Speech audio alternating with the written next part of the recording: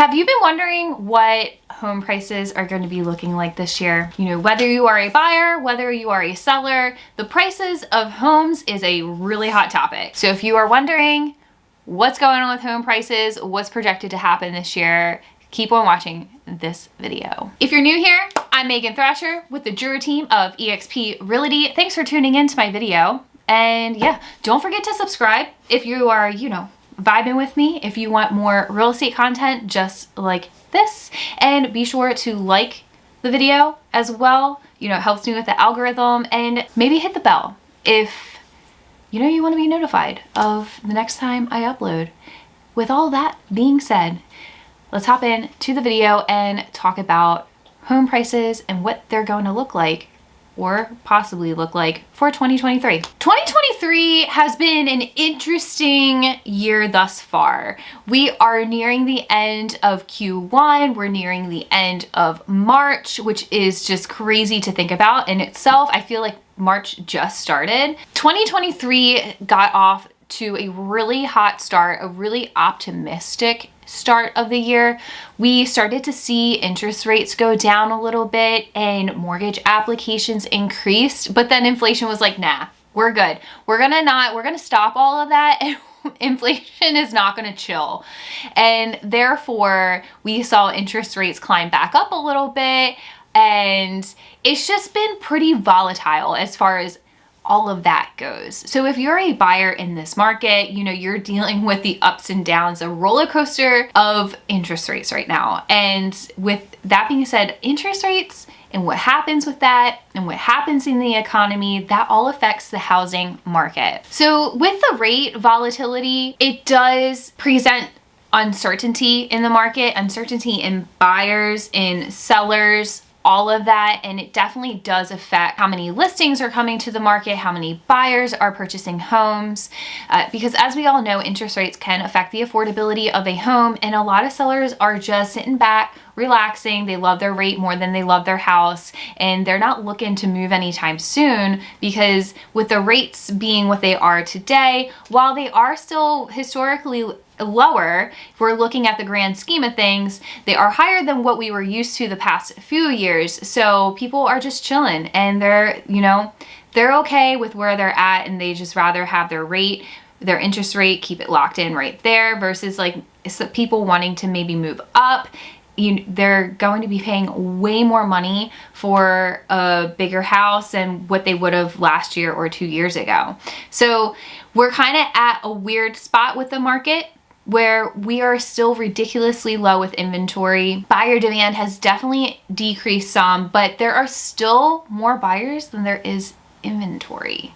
So with all of that being said, because of that, the continued shortage of inventory on the market is most likely going to keep price declines pretty modest. We might not see prices go down as much, maybe a little bit, and it really depends on the market that you are in as well. It really depends, it's very hyper local. I have seen, from where I am in Baltimore, Maryland, I have seen certain counties, even certain communities in certain counties just are like super hot. Like we're back in that 2021 market again, multiple offers, giving your firstborn, in order to get into a house. But then in other parts as well, it's a little bit slower. Houses are accumulating days on market a little bit more. Maybe seller help is being given as well. So it's very hyper local as far as all of that goes. But I think generally speaking, with the low inventory, as long as inventory continues to stay low and where it's at, we're going to not really see price declines as much as I think what people thought. A lot of people have thought that this market was going to be like the '08 market, and a lot of people have been sitting back waiting for the market to just burst and like the bubble to pop. And I don't think that's going to happen, because this is a totally different market than what it was back in '08. '08 was just a totally different thing. The biggest thing with the '08 market was how crazy easy it was for anybody to get a home loan, and that played a big part in what happened in the '08 market.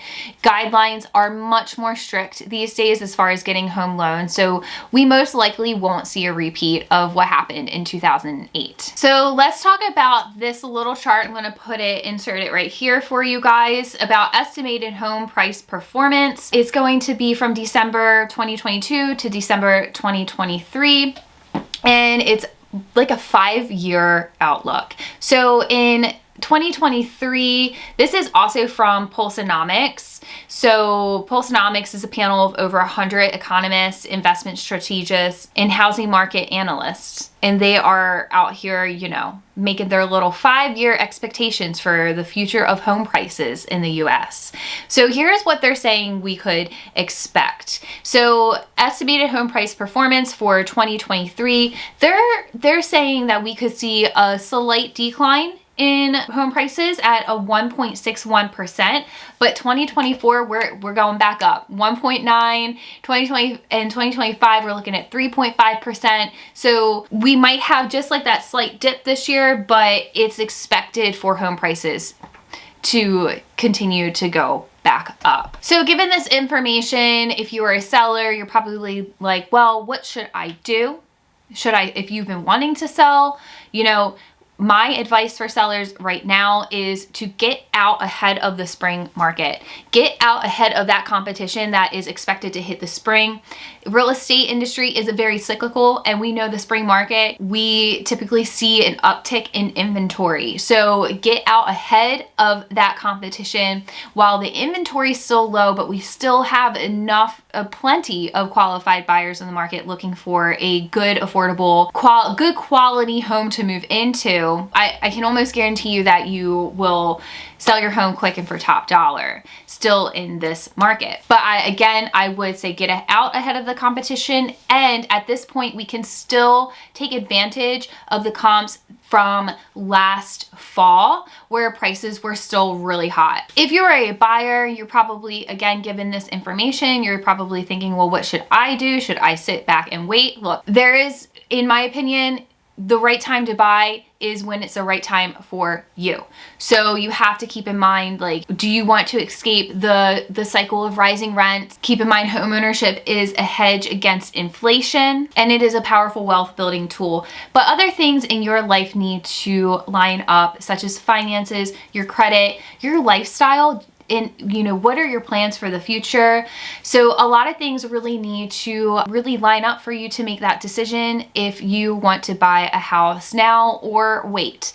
So if you would like to maybe have that conversation, whether you're looking to sell, whether you're looking to buy, I'm open to talking with you guys and figuring it out with you, making a plan and helping you by talking through the possibilities and the opportunities out there, and if now is a right time for you to buy or sell. With all of that being said, I really, really hope you found this information super informative and helpful.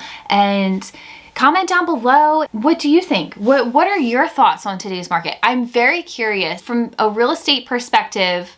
Being a real estate agent, I talk with other real estate agents, I talk with lenders all the time about the state of the market today, but it's really interesting to me. I love having these conversations with people who are not in this industry, and I would love to know your thoughts on what this market is like for you. What are your thoughts on the market today? And yeah, let's start that conversation down below in the comments. And if there's anything I can help you with, you know where to find me. And that's all I have for you guys today. Thanks for tuning in to my video, and I will see you all in the next one. Bye, guys.